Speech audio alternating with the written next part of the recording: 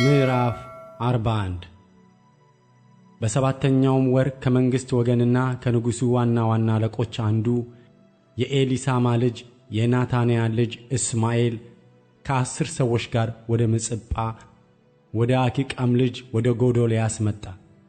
በዚያም በምጽጳ በአንድ ላይ እንጀራ በሉ።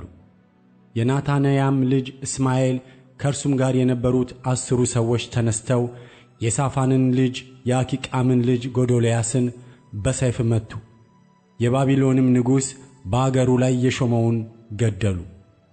እስማኤልም ከጎዶልያስ ጋር በምጽጳ የነበሩትን አይሁድ ሁሉ በዚያም የተገኙትን የከለዳውያንን ሰልፈኞች ሁሉ ገደላቸው። ጎዶልያስን ከገደለ በኋላ ማንም ሳያውቅ በሁለተኛው ቀን ጢማቸውን ላጭተው ልብሳቸውንም ቀደው ገላቸውንም ነጭተው ወደ እግዚአብሔር ቤት ያቀርቡ ዘንድ የእህል ቁርባንና ዕጣን በእጃቸው እየያዙ 80 ሰዎች ከሴኬምና ከሴሎ ከሰማርያም መጡ። የናታንያም ልጅ እስማኤል ከምጽጳ ወጥቶ እያለቀሰ ሊገናኛቸው ሄደ።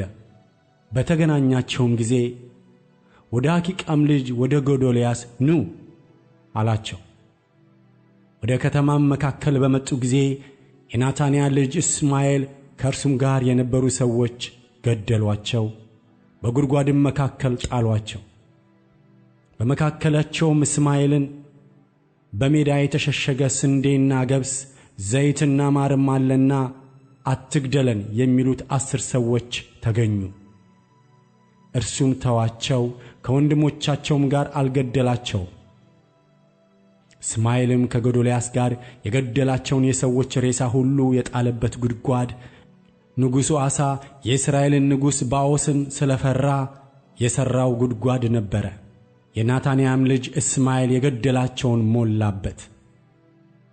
እስማኤልም በምጽጳ የነበረውን የሕዝቡን ቅሬታ ሁሉ የንጉሡን ሴቶች ልጆች የዘበኞቹም አለቃ ናቡዘረዳን ለአኪቃም ልጅ ለጎዶልያስ የሰጠውን በምጽጳ የቀሩትን ሕዝብ ሁሉ ማረካቸው።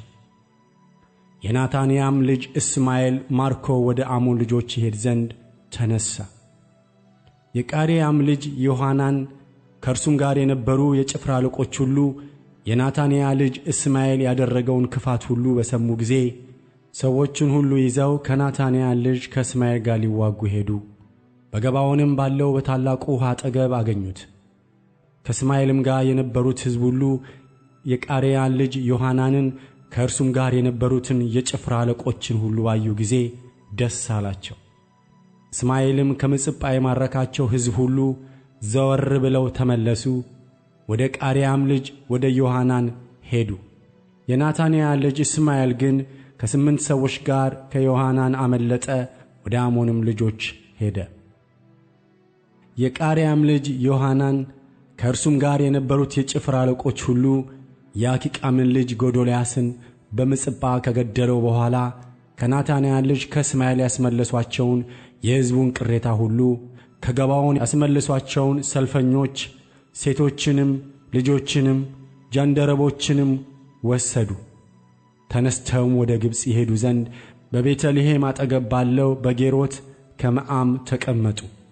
እስማኤል የባቢሎን ንጉሥ በአገሩ ላይ የሾመውን የአኪቃምን ልጅ ጎዶልያስን ስለገደለው ከለዳውያንን ፈርተዋልና።